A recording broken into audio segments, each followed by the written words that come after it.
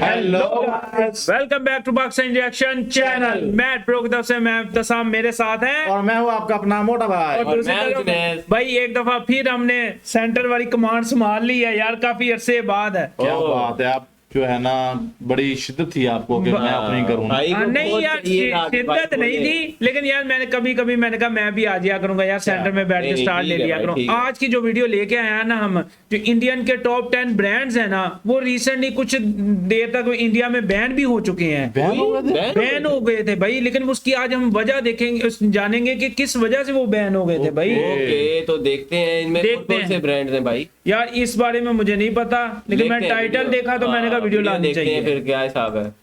ये कौन सा मासूम सा दिखने वाला प्रोडक्ट था जिसके लॉन्च होने के तुरंत बाद मौत की तादाद बढ़ने लग गई थी। हैं? और ये कौन सा कोल्ड ड्रिंक है जो आप भी पीते हो? वो एक टाइम पर अपने ड्रिंक में कोकेन जैसे ड्रग्स डालता था भाई, और लोग कोकेन? जानबूझ के इसे पी भी लेते थे। भाई इस वीडियो में Drugs? एक एक सेकंड मजेदार होगा, तो इस वीडियो को एंड तक देखना। पर अभी तक चैनल को सब्सक्राइब नहीं किया तो सब्सक्राइब करके बेल आइकन जरूर दबा देना। Never done Cadbury dairy milk 2003 में मुंबई में इसे लेकर एक बड़ी कंट्रोवर्सी हुई थी। अक्टूबर 2003 में दिवाली से एक महीने पहले जब चॉकलेट सेल्स पीक पर होती है, कुछ डेयरी मिल्क पैक्स में लाइव वर्म्स और इंसेक्ट इन्फेस्टेशन पाया गया। यार, ये कैसे? इन्वेस्टिगेशन स्टार्ट हुई। यार ये ऐसे- वाकई हुआ था ऐसे, या आपने लाजमी बताना है यार। अगर किसी लग को तो याद रहा है। है तो 2003 की कंट्रोवर्सी अगर ये सच थी तो हमें लाजमी बताइएगा। हाँ कंटामिनेशन से चॉकलेट अनसेफ हो जाती है क्योंकि इसमें हार्मफुल बैक्टीरिया और हाइजीन इश्यूज पड़ते हैं। अथॉरिटीज ने कैडबरी के पुणे प्लांट से लाखों चॉकलेट्स को मार्केट से सीज किया और कंपनी के खिलाफ लीगल केस फाइल हुआ। इस इंसिडेंट के बाद कई जगहों पर इसकी सेल टेम्परेरीली रुक गई थी और सेल्स 30% गिर गए थे फेस्टिव सीजन में। ये कोई परमानेंट बैन नहीं था, लेकिन सीरियस सेफ्टी इश्यूज थे। इस कंट्रोवर्सी के बाद कंपनी ने अपनी पैकेजिंग कंप्लीटली अपग्रेड की और 15 करोड़ इन्वेस्ट करके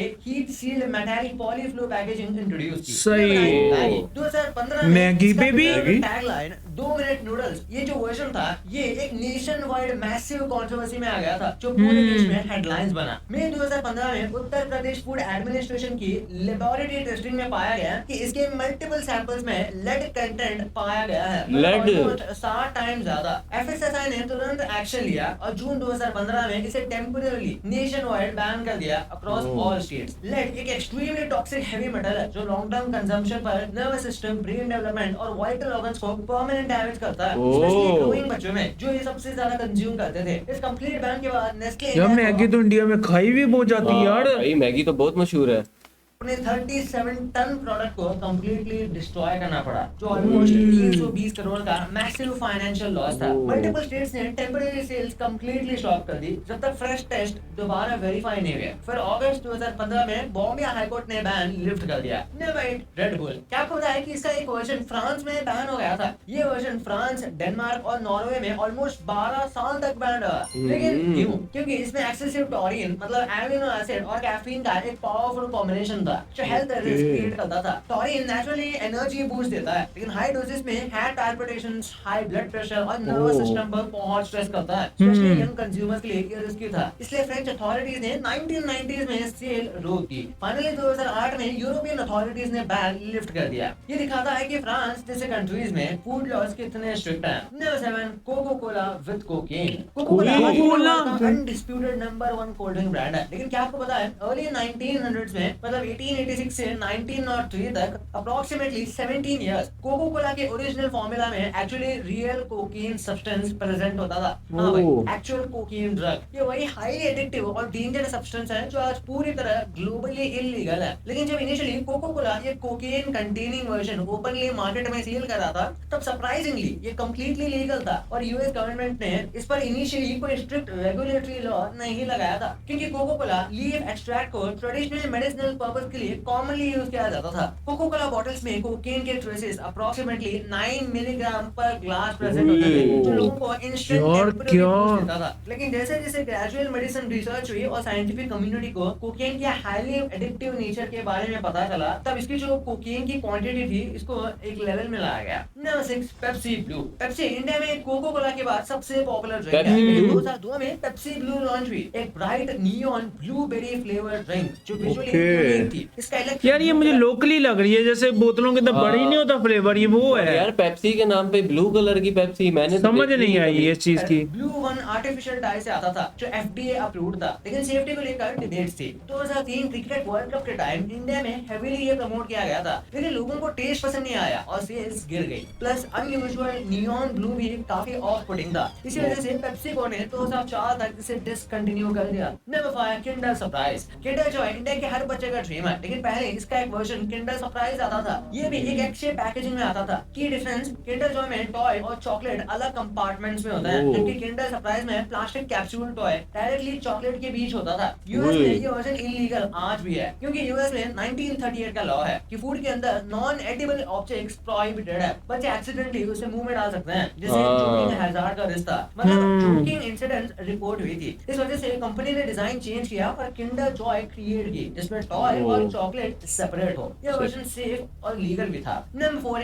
MTH मसाला। MTH इंडिया का मसाला किंग है, जिसके आइकॉनिक एड्स हर घर MTH, ये सभी ने देखे हैं। ये मसाले हर किचन का पार्ट है। MDH यार, ये मसाले के बारे में तो नहीं सुना, ये मसाला है किस भाई क्यों आपने पुराने वो तब नहीं देखे, टीवी नहीं देखे आपने? भाई नहीं, मुझे नहीं इससे पता। MDH के कुछ स्पाइस ब्लेंड्स हांगकांग और सिंगापुर में बैन हो गए थे। रीजंस थे कि इनके मसालों में एथिलीन ऑक्साइड केमिकल का यानी कि ये इंडिया के मसाले जो हैं ये बाहर कंट्री में बैन हुए थे। बिल्कुल हाँ, यानी कि ये पुरानी एक्सपोर्ट चल रही है इनकी काफी ना।